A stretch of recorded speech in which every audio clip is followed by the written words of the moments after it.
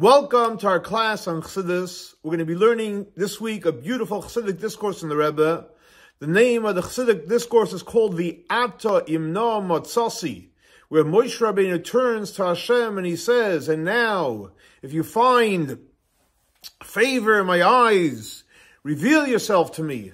The Rebbe said this Chassidic discourse in Shabbos Parshas Ksisa, and that year, it was the 17th day of the month of the first Adar, in the year Tafshin Mem Aleph, 40 years ago.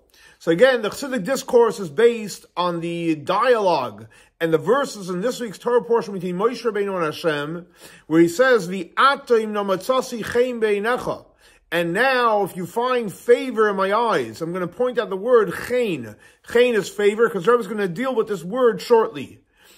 And the verses continue on to say, "Laman emtza chen בעיניך," so that I can find favor of your eyes. So you see this word chen already is mentioned a second time. And then he says, Hashem says to Moshe Rabbeinu, "Panay eleichu," my face is going to go, I'm going to be there, I'm going to lighten the load for you. And Moshe Rabbeinu, after Hashem says, "Fine, I'm going to show my face to you," he says, "Im ein panecha holchim." If your face is not going to go, don't take us up for al talei mazeh. And how would I know? How will I know that I found favor in your eyes? Again, the term chen again. And then he says, that we're going to be totally separated and singled out from all the nations of the world. And the verses continue on to say, and Rebbe says this is the beginning of the fourth Aliyah, which that year was on Purim Katan. This year it's on Shushan Purim Katan, where Hashem says to Moshe Rabbeinu, "This that you asked, I will also do ki matzasi chen בעיניי," because you found favor in my eyes. So you see that the term chen is used over and over again. There's something about this idea of chen, which we'll learn about in this Chassidic discourse. Rebbe says it's known the different questions that are brought out in the different Chassidic teachings of the Chabad Rebbeim, and specifically the Chassidic discourse with this title, "V'ata imna matzasi," of Shabbos Parshas Kisisa, from the Rebbe Rashab in the year Tafresh Ayin Ches. And the question he asks is, as we already pointed out a little bit, what's the idea of chen that it says so many times in these verses? What's this chen all about? What's the issue? Because we know the Rebbe says, it says in the prophets, it says sheker hachen, that chen is falsehood. Here, Moshe Rabbeinu is all about asking for chen. Hashem said, "I'm going to give you chen," but it says clearly sheker chen in the prophets. And like the Rebbe brings in the Talmud that says sheker chen, when it says sheker chen, what is it referring to? So it says it's referring to the chen of the times of Noach. Why? Because it says Noach matza chen בעיני Hashem. Noach found favor in the eyes of Hashem, in the eyes of Hashem, and we know that it was actually a negative part, because as the commentaries say that in his generation he was righteous, in other generations he wouldn't have been righteous. So you see the term chen in reference to Noach is not necessarily a great thing. That's number one. Also, that another opinion in Talmud is when it says sheker achein, falsehood is chen, is referring to the generations of Moshe Rabbeinu. In other words, that means that even the chen where it says in reference to Moshe Rabbeinu, it's also a negative. And that's where it says sheker achein, the falsehood of chen. Either it's referring to the generation of Noach, and that's obviously a negative, or it's referring to what? The generation of Moshe Rabbeinu, and that is a negative. Now, the question is, why is chen a negative? In reference to Noach and in reference to time of Moshe Rabbeinu. So it's brought down in Chassidus and explains, because chen, what does chen mean? Chen is you're finding favor, grace. So in Kabbalah, it's called the Sarusa de La'ela, it's a gift from above. Just a free gift. So anytime it's a free gift, even though it's a gift, it's very nice, but it's chen, it's sheker, it's falsehood, because you didn't work for it. Real, something where you put effort and labor into something, that's beautiful, that's satisfaction. But when you receive a gift, it might be a huge gift, but chen, it's not something which is graceful. Graceful is something that you work for. Because there's a super quality and the super elevation that applies specifically when something comes as a result of, and I'll say the word in Hebrew, isarus l'tata, when someone puts in their own effort. That's what's real chen. That's real beauty. When a person puts the effort in, the person puts the time and the effort and the toil and the thought and the emotions, that creates real chen. So if that's the case, that we see that chen is something which is a gift from above, so what's this whole idea about chen over here? Now, the Rebbe brings also, it's brought down in the Talmud, in Tractate Pesachim. So it says that we know the famous, Hoidel Hashem ki tov ki lo chazdoi. So it says 26 times we're thanking Hashem for all his kindness. So the question is, what is the 26 referring to? So it says the 26, thanking Hashem for all his chesed, for all his kindness, is referring to the 26 generations from when Hashem created the world until he gave us a Torah. Because there's 10 generations from Adam till Noach, and then Noach from Avram, and then from Avram till the Torah was another 6 generations, 26 generations.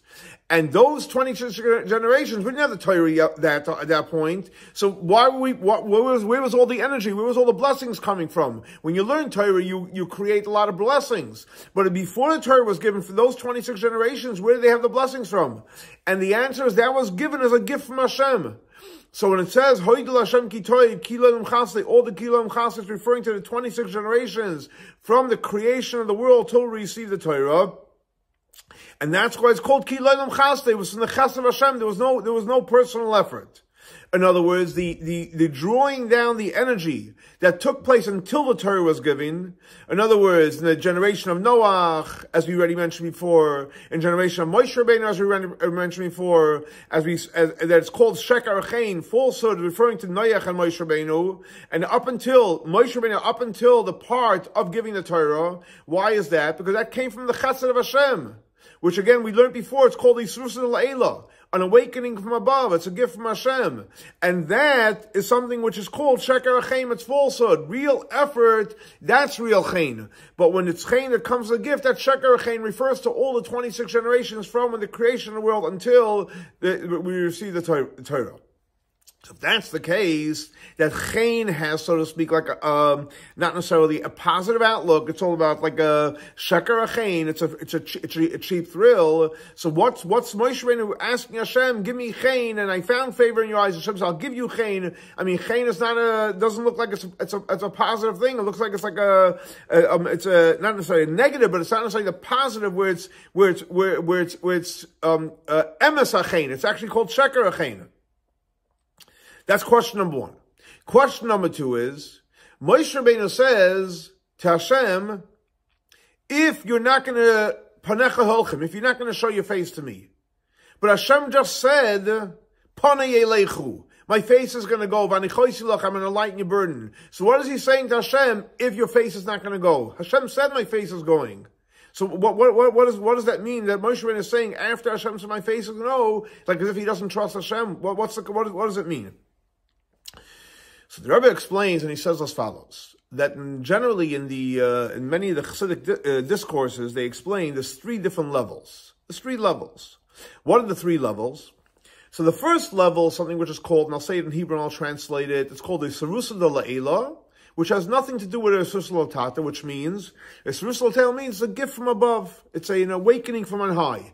Nothing that we did, nothing with human effort, nothing with physical effort, nothing with that we had any part in. It's called a Sarusa L'Eila. That's one level. In other words, all of a sudden Hashem gives you a gift. That's called the Sarusa L'Eila. It's a gift from on high. That's one level. Then there's another level. It's called the Sarusa L'Tata. That's when we put in our effort, whether it's prayer, whether it's Torah study, whether it's doing a mitzvah, whether it's charity, whether it's a kind word, whatever effort we put in. That's a second level. And then there's a third level. The third level, it's a fusion of the 2. When we do our avodah, Isarus L'Tata, we do our work, and Hashem responds with a Isarus L'Eila, that's the third level. So again, the first level is just a gift from Hashem. The second level is we put our effort. and we succeed. And the third is we put in our effort, and Hashem shows us tremendous chesed. Those are the three levels. Now, in the third level, when we put our effort in, Hashem gives us, so to speak, a gift. So there's two ways that we can receive the gift from Hashem. One is, which is called midah keneged midah. Measure for measure. Like a reward. So in other words, you put in the effort, and you put in the effort, Hashem gives you a gift. How great and how big is the gift? The gift is as great and as big as the effort you put into it. But then there's something which is called another level in the Resus Leila, which comes after Resus Latata. And that comes such a gift which the effort you put in has nothing to do with that gift. The gift is way much greater. Two different levels. So again, just to recap. First level is Hashem gives you a gift. Resus Leila. Second level is we put the effort in. The third level, and there's two parts to it, we put the effort and Hashem gives us the gift. In the third part, when we put the effort, Hashem gives us a gift. He can give us a gift commensurate to how much effort we put in. Midah, kamega midah, or schar, reward, etc. But then there is, you put the effort in, and Hashem gives you a huge gift. Okay, now, so if that's the case, if Hashem's giving you a huge gift, why do you have to put the effort in? And the answer is, because when it comes to a gift from Hashem, why is He giving you the gift? He's not just, that would be Resus Leila. He's giving it to you because you did something. And it's like the Rebbe brings the expression where it says in the Talmud that if ilav the ovid le'neichel nafshei lo yelod matante, someone's giving you a gift, but why? True, it's a huge gift. You didn't expect it, but obviously you must have stirred an emotion. You stirred an idea in them that they want to do it for you. So, even though, again, the effort you put in doesn't come near the gift, but it did create an awakening. So in other words, when we do our part, so in theory, we should only get the first level, based on what we did. But the answer is no, because once we did our part, wow, Hashem is totally impressed that we're willing to put in the effort, and He'll give us much, much more than we put in. And like the Rebbe brings in the Zohar says, and it's an important piece in the Zohar, Kutsha brichu lo isharya ela batar shlim. Hashem does not rest only in a place that's complete. In other words like this. A complete relationship is, if Hashem is just giving, that's not complete, it's coming from on high.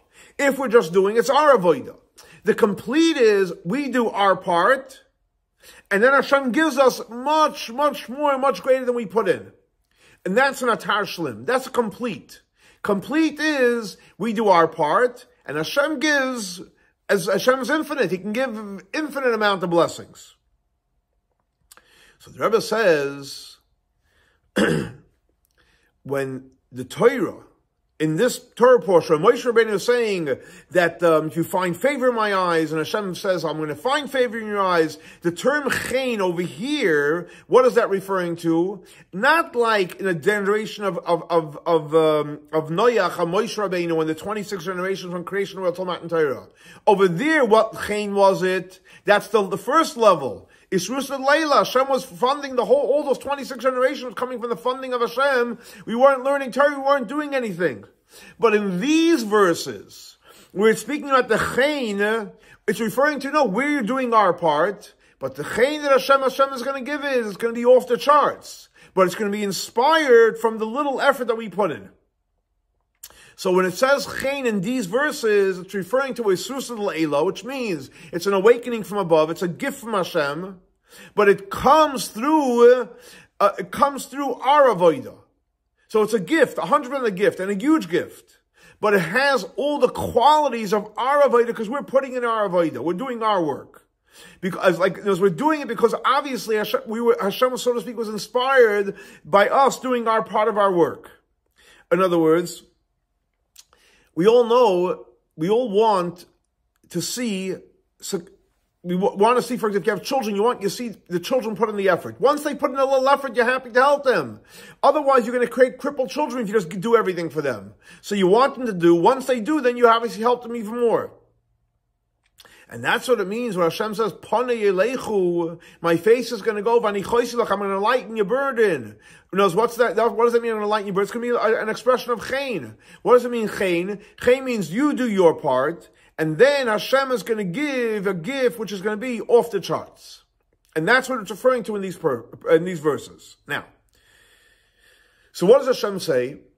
You do your part.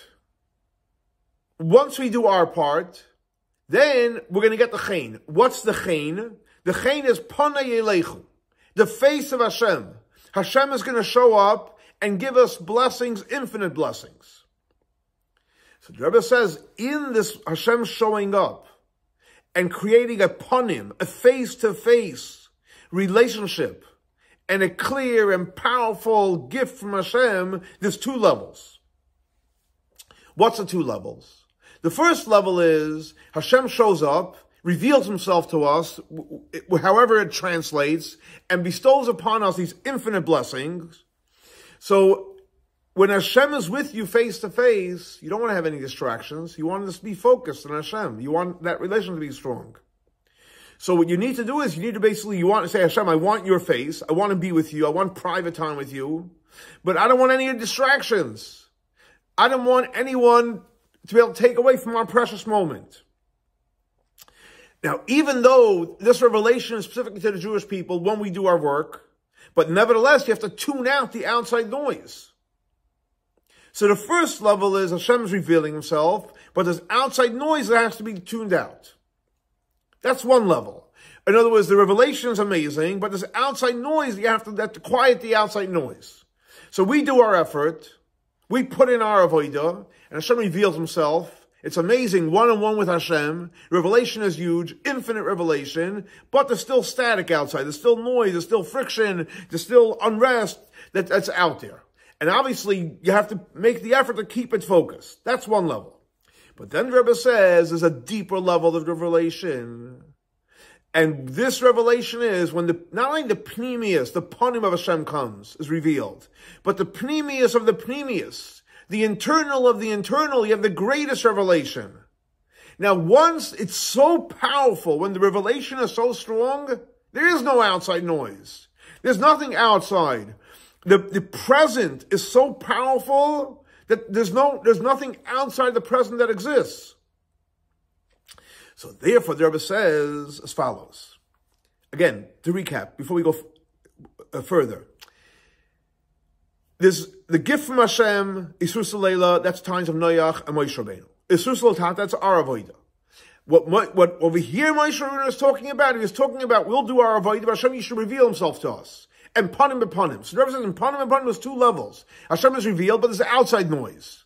But then there's a level Hashem reveals the essence of the essence. Nothing really exists because the revelation is so powerful. So this is what Moshe Rabbeinu, the Rebbe says, was asking Hashem in the second time. Hashem said, Panei Elechu, I'm going to reveal myself. Life is good. I'm going to remove the burden from you. So Moshe says, that's very nice, but there's still noise outside. What he's saying is, in the second time, in Ein Panecha Holchim, I don't want just the first level where Hashem you reveal, but it's still static, there's still noise, there's still challenges and troubles in the background. I want there should be what revelation? The revelation of Pneumius, that when the essence of you are revealed, there's nothing outside, nothing exists outside of the relationship. And over here, it's not like I have to say, okay, make it quiet outside. It's not, there's no outside. The present is so strong, the outside doesn't even exist. And that's what Moshe Rabbeinu asked in the second time. I want the Pneumius of the Pneumius revealed. And over there's no room for anything outside. Why? Because over there, the expression is Yisrael u'malka b'chol, which means Hashem and the Jewish people are totally one. There's nothing else that exists. When there's nothing else exists, you don't have to exclude anything. The only thing that's really, really 100% present is us and Hashem. And that's like what the verse says, "V'niflinu ani v'amcha," that we're totally going to be almost like in a whole different world, on a whole different cloud. Literally, v'niflinu, we're going to be totally taken away from anything that exists out there. In other words, what does niflinu mean? It's a wonder. Hashem is going to create such a wondrous experience that in the wondrous experience, nothing else exists in that place. And that's why when it comes to Torah, it says, the mitzvah of learning Torah, it says, Hashem says, Lo nifleisahi. It's not totally wow, a wondrous thing that you to accomplish. Lo rechoiki. It's not far away. It's not on the other side of the sea. And the Torah says clearly, this is what it's not. But what is it? Ki karoi veilecha hadavar ma'oid beficha b'vav chalasaisai. It's very, very close and near to you in your mouth, which is your speech, and your heart, and to do everything. So the Rebbe says, what do you mean? On one hand, we're saying is it's very near. But on one hand, you're saying it's not far, it's not wondrous, etc. The fact that the Torah has to tell us that it's not this, and it's not that. In other words, it's not nifleis, it's not a wonder, and it's not very, very far away, and it's not the other side of the sea. Obviously, that what our initial thought is that it is nifleisa, it is totally wondrous, it is something which is off the charts. Why? Why would I think it's off the charts? Because what's the Torah? You're telling me learn Torah. So I'm saying, what do you mean? It's a wonder. It's all on the other. Why? And the answer is yes, because it's the chachmasei return shel Kadosh Baruch Hu. Torah is the intellect and the will of Hashem. So sure, if it's the intellect and the will of Hashem, we're fine and Hashem is infinite. We might think it's out of reach. And it's a nifla, it's wonder, it's like totally wow. It's something which we can't fathom and grasp. And that's why the Torah says, yeah, agreed. You might think it's off the charts because it's the intellect and the will of Hashem. But the Torah says, no. Lo nifleisahi, it's not off the charts. And on the contrary, ki karoi veilecha hadavar ma'oid beficha b'vav chalasaisai. It's very near for every one of us to learn Torah, to think Torah, to behave Torah, and to observe anything and be connected to Hashem. And the same thing also in our case. Moshe Rabbeinu, what did he ask from Hashem? That what type of relationship should we have? You know that thing that we thought was off the charts? And Hashem said, no. It's very, very, very easy. That's what I want. I don't want to have where Hashem is revealed, but then again, there's noise outside. I want to have, wow, that intellect and the will of Hashem, the neflinu, where Hashem is totally off the charts, should be something that should be Yisrael or Malka b'Choldei. It should be just a unique one-on-one relationship. That means when you're sitting, learning Torah and praying and doing mitzvahs, the only thing that exists is Hashem, and there's not going to be any distraction that you have to somehow tune out. Which means practically, everybody says like this, that even though, where are we today? We're living in Gullus, we're in exile. And not only we're in exile, we're living amongst nations of the world, we're living amongst the nations of the world, but nevertheless, even though we're in exile, even though we're living amongst the nations of the world, we could bring ourselves out from the Gullus mentality, out from being in the nations world, and we could be totally one with Hashem. How is that? When we do our part, Isrus L'Tata, Hashem reveals Isrus L'Leila off the charts, and as the expression is, Pnimius of Hashem is revealed, and up to the point where it adds, Latzmusay Muhusay Yisborech, the essence of Hashem is revealed. And once the essence of Hashem is revealed, you're totally plugged in with Hashem. So to recap, what the Rebbe is saying over here in a very, very beautiful way is, Moshe Rabbeinu was asking that we should do our part, and once we do our part, you know what Hashem should reveal to us?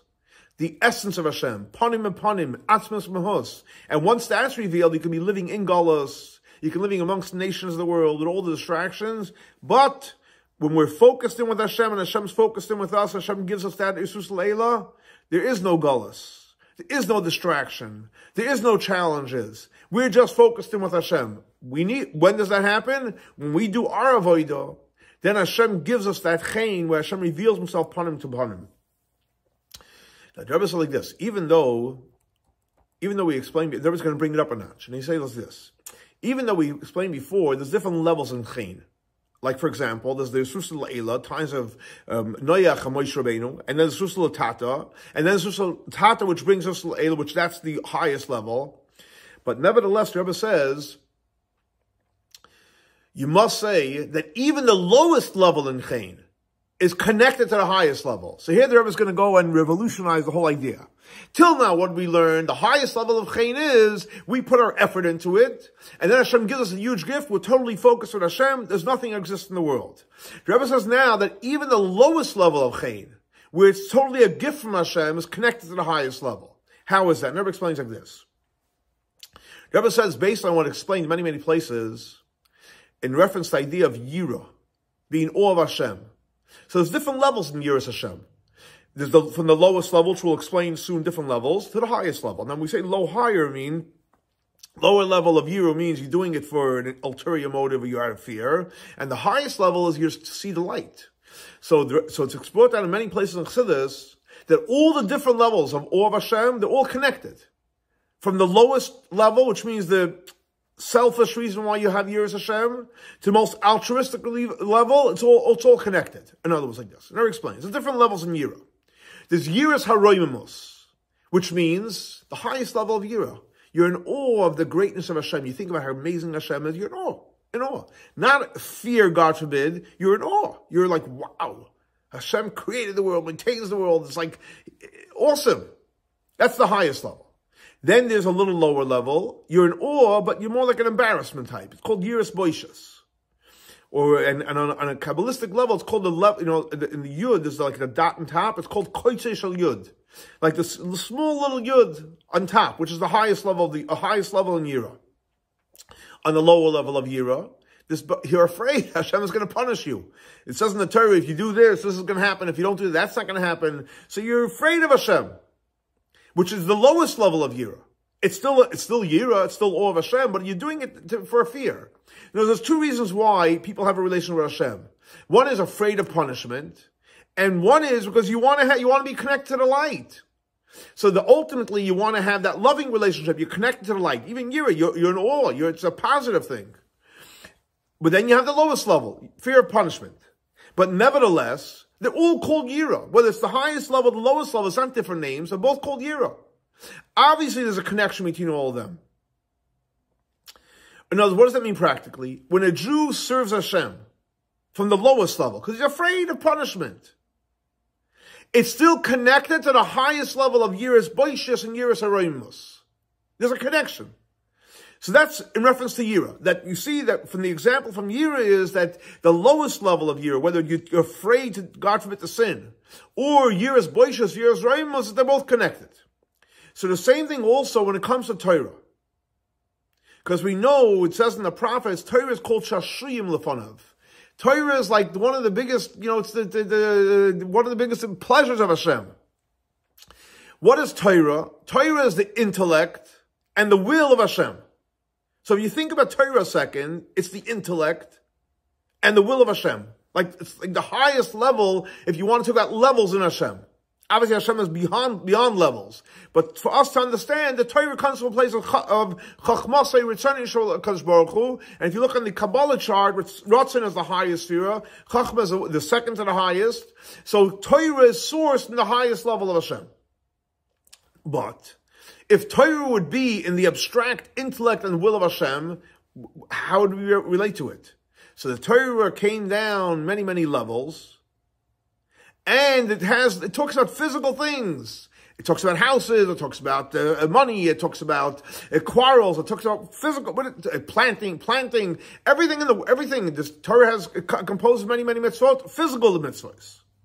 But, so there's a Torah on a spiritual level, the intellect and the wisdom of Hashem, the pureness of the Torah, and then there's the way Torah was diluted down to we can relate to it in this physical world. Now, what happens down in this world? If you want to connect to the Torah of Hashem, you learn halacha. What is the Jewish law about Shabbat, about kashrut, holidays? I mean, this is Jewish law, all the areas of Judaism. Now, when you learn Jewish law, it tells you do this, don't do that. Technical, physical things, how to behave in this world. In the Mishnah and the Talmud, you have reasons and logic and arguments. But in halacha, it tells you simple law, what to do, what not to do, etc. Now, so let's look at the gap. On one hand, Torah is the intellect and the will of Hashem. Heavy, heavy, deep stuff. Wow, this is the intellect, this is the will. On the other hand, it's almost robotic. Do this, do the other thing. So where is the greater excitement? In the intellect, and where's the greater light? In the intellect and the will or the physical action? For sure in the intellect and the will. But nevertheless, when you learn halacha, when you learn Jewish law, and you behave like a Jew according to Jewish law, you are connecting to the intellect and the will of Hashem. We connect to the intellect and the will of Hashem either through studying the intellect and the will of Hashem or by doing it. And doing it, which is a simple act, connects us to the highest level. And when we connect to the highest level, we draw in the intellect and the will of Hashem into the action. By learning Torah, we're actually drawing in that powerful energy. It goes both ways. When you do it, you're connecting to the highest. And when you learn it, you bring it down into the physical world. As we know, what does it say in the Talmud? Gadol limud, the greatness of learning Torah is shemevil deimais. It's going to cause you to do action. And literally, even to an action when you have no intent. You can do an action with kavanot, meditation, or you just do it. Whether it's keeping Shabbos, Kashrus, Passover, whatever the halacha you're doing is. Or like, for example, we know the famous line that says, if Hashem instructed us to stand and chop wood, and that would be a mitzvah, we do it. Why? Because it's not important what Hashem is asking you to do. You're doing the will of Hashem. So on one hand, it's the will of Hashem, but on the other hand, where is it expressed when you do it? So the action is connected to the will of Hashem. So there gives two examples. One is of Yira, where the lowest level of Yira, being afraid of fear, of a punishment, is connected to the highest level of Yira, which is Yira's being in awe of the greatness and being like humbled by Hashem. And the same thing when it comes to learning Torah, that the intellect and the will is the highest level, but the action is connected to the highest level of learning Torah. Rebbe says the same thing applies to Chain. What does Chain mean? Even in the lowest level of Chain, where Hashem is graceful and Hashem gives us, Isus Leila without us doing anything, in there we also draw down the highest level as well. So even though we want to really put the effort in, and that's what's going to cause Hashem to give us the greatest gift, Isus Leila, which it creates a Isus Leila, but nevertheless, even when Hashem just gives you a gift, even the regular Chain is also connected to the highest level. What does that mean? And the Rebbe is going to explain on a practical level, and we know in Kabbalah it's very, very important. In Chassidus, you have to explain things about avodas adam. How does it apply to us in our serving Hashem? How does it apply to us on a practical level? So the Rebbe explains, and he says as follows. It's known, what it's explained, that this is what we learned before. It says, sheker achein, chein is falsehood. When is that referring to? So one opinion was it was the times of Noach, and the other one is the generation of Moshe Rabbeinu. So, what do you mean the generation of Moshe Rabbeinu? The generation when we receive the Torah.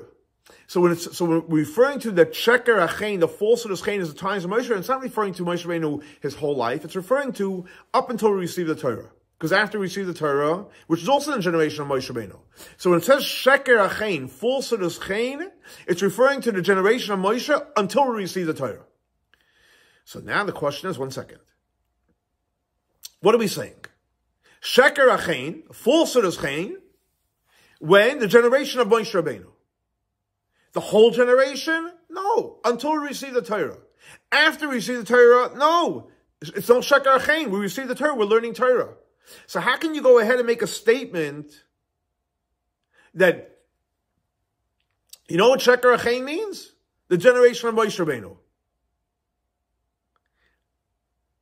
There was 40 years after we received the Torah that they learned Torah. So how do you just go ahead and say the generation of Moshe Rabbeinu? It wasn't his whole generation. It was totally received the Torah. So Rebbe explains, and he says something very powerful, and he says like this. In the generation of Moshe Rabbeinu, you have till you receive the Torah, but then you can also have the component, the qualification, the definition of till you receive the Torah, even after you receive the Torah. So in other words, like this. There's before receiving the Torah, which we know what that is. That is a gift from Hashem. Sheker achein. After we receive the Torah, we put the effort. We're learning Torah. But it's possible that even after we receive the Torah, and even after we learn Torah, we're still on the level of before Matan Torah. What does that mean? The Rebbe explains like this. Even though a person can go ahead and work hard and learn Torah and observe the mitzvot and complete 100% learning Torah with the proper kavanot, etc., and doing all the mitzvot you're supposed to. But what's lacking is the chiddush, the novel idea of the fact that Torah was given. What does that mean? What's the difference on the spiritual level between this before the Torah was given and after the Torah was given? We know the patriarchs kept the Torah before it was given. And the answer is, because before the Torah was given, there was a component that was as follows. There was a certain understanding. Hashem is in heaven, we're down here. That's God's domain, this is our domain. What did the Matan Torah accomplish? That Hashem came down to Mount Sinai, and Moshe Rabbeinu went up to heaven, and there came a fusion between heaven and earth, which means heaven can come down to earth. That means this physical world can be infused with godliness, and this physical world can be elevated to a godly state.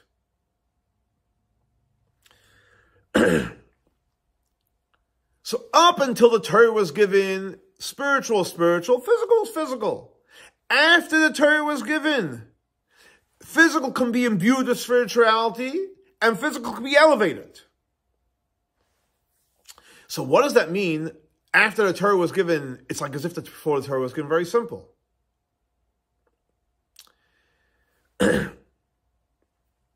When you do a mitzvah, you do a mitzvah. Hashem says you do it. But if you're doing a mitzvah cold, like you're doing, okay, I did the mitzvah. I kept Shabbos, I keep kosher, whatever it may be. But what's not felt in the physical component of the mitzvah is your godly soul. That means there's a disconnect. Godly soul prays and studies and meditates, and yeah, I'm checking it off the list. That's living after Matan Torah, like before Matan Torah. Living after Matan Torah to completion means that in the physical world, in the physical mitzvahs that we do, the godly soul shall be felt there. That when you do a physical mitzvah, the energy of the godly soul shall be felt. Because if the energy of the godly soul is not felt, then it's like doing it like before Matan Torah. In other words, what happened on Matan Torah was there's a union between the godly and the physical, between the heavenly and the materialistic, between the godly soul and the animal soul. That's what happened on Matan Torah. And ultimately, when is that completion going to be? Where there's not going to be any difference.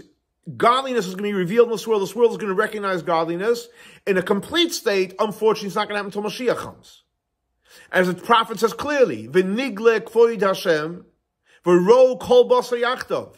Hashem is going to be revealed, and literally the flesh, the physical flesh, is not going to be a flesh. It's not going to be physical. In the physical flesh, you're going to see godliness. Which that means you're going to have the total union between godliness, we call on high, and physical flesh, which we call down below. Now, the fact is, you're going to say, wow, just relax. It happened before. When did it happen before? When Hashem came down to Matan Torah. When Hashem gave us a Torah, the whole world felt God and godliness. So it's not like a foreign concept. It was already in the world. And before Matan Torah, Rebbe says it also happened when Hashem split the sea. Why when Hashem split the sea? The whole world saw that the world, the physical world, is a godly world. And as it says when Hashem split the sea, it said, everybody was able to see literally in the physical world Hashem, godliness, God and godliness. And as we see clearly, because what does it say? That they took a physical finger and they said Zeh. So why do you take a physical finger and say Zeh? Why can't you say this is Hashem? Why do you say a physical finger? But the answer is because it was literally in a way that the physical finger, the physical materialistic flesh of the finger, the physical finger, felt godliness. It wasn't just they were pointing at something else. No. The finger itself was God. They saw godliness in their fingers. And that's why it says that on the sea, a simple maidservant, not a Jewish maidservant, a non-Jewish maidservant, were able to see what the greatest prophets didn't see. Why is that? Because literally the physical veil of the concealment was taken off, and you were able to see God and godliness into the world. And that's what happened basically in Matan Torah. Matan Torah accomplished that in the physical world, godliness can be revealed and godliness can be felt. And that's why every single day we make a blessing before we learn Torah. It's called Birchas HaTorah. Before you learn Torah, you make the blessing on the Torah. What's the blessing? Baruch atah Hashem, bless you God, that you give us a Torah. So the question is, today we're getting up, we're making a blessing. Baruch atah Hashem, God's giving us a Torah. God gives us a Torah. Hashem gave it to us a long time ago. And we already made the blessing yesterday and the day before.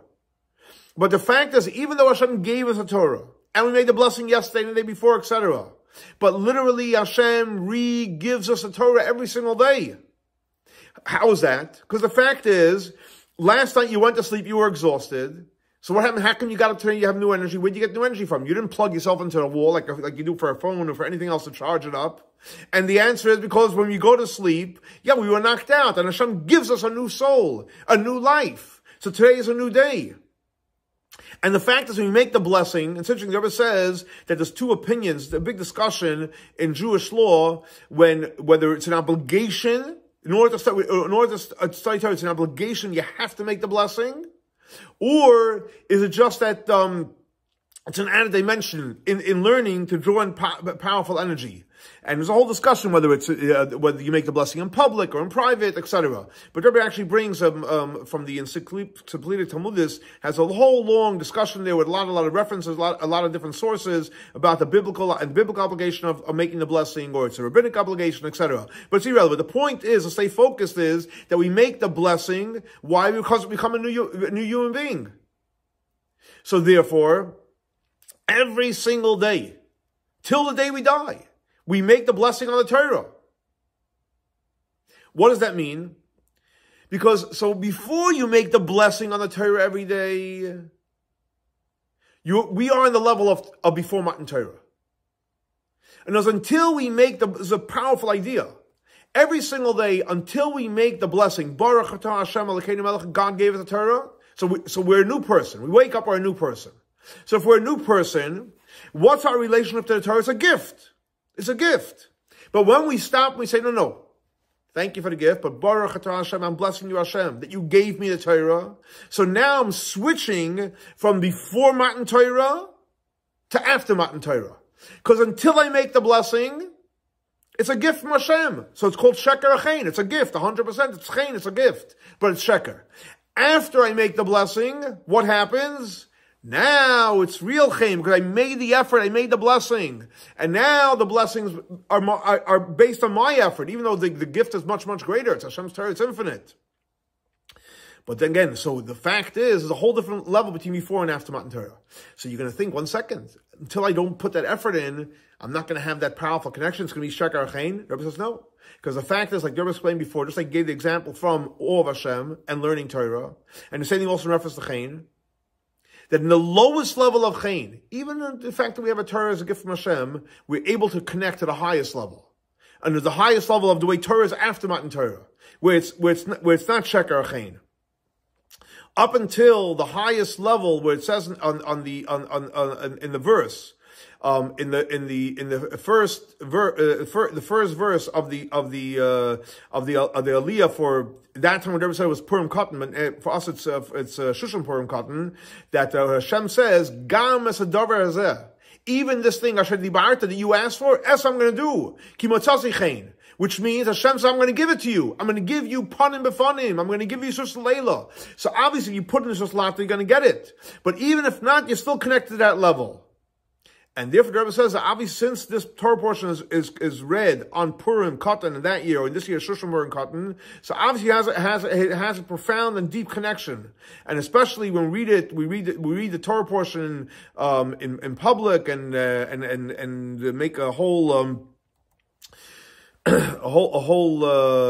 public announcement that we're studying. So obviously it has a connection to everyone. So Rebbe says he'd like to connect this together with what it says in the Chassidic Discourse of the Kibel HaYehudim of Purim Katan in the year Tafresh Pei Zayin.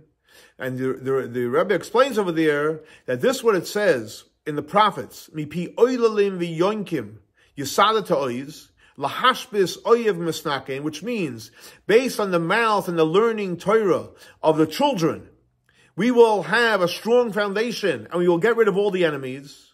So the Rebbe says, 1 second. What is the prophet saying? We're dealing with Oilam and Yonkim, which he's saying it's little children.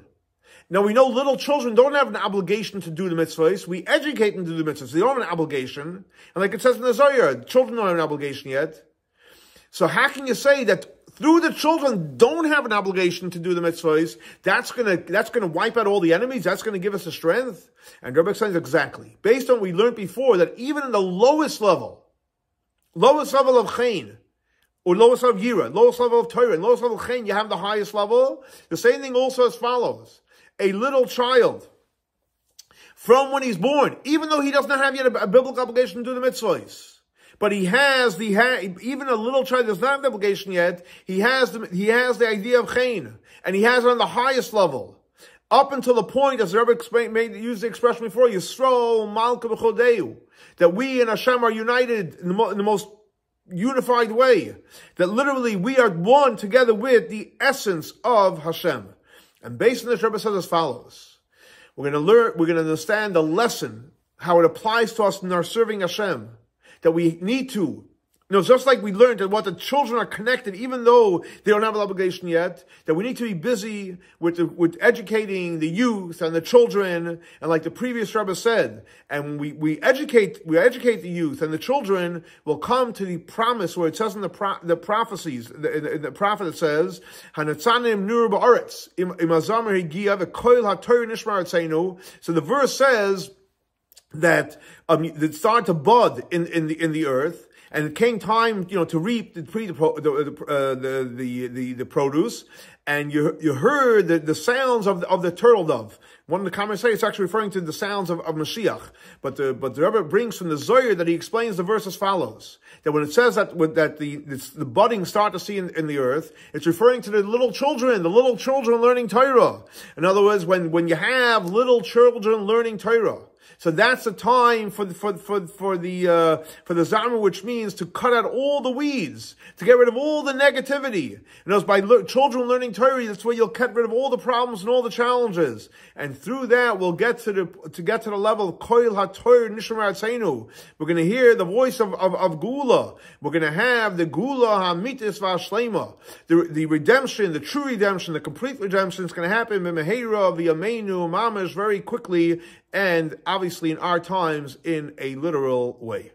Obviously, it's a very, very powerful Chassidic discourse because it deals with obviously different levels of chen.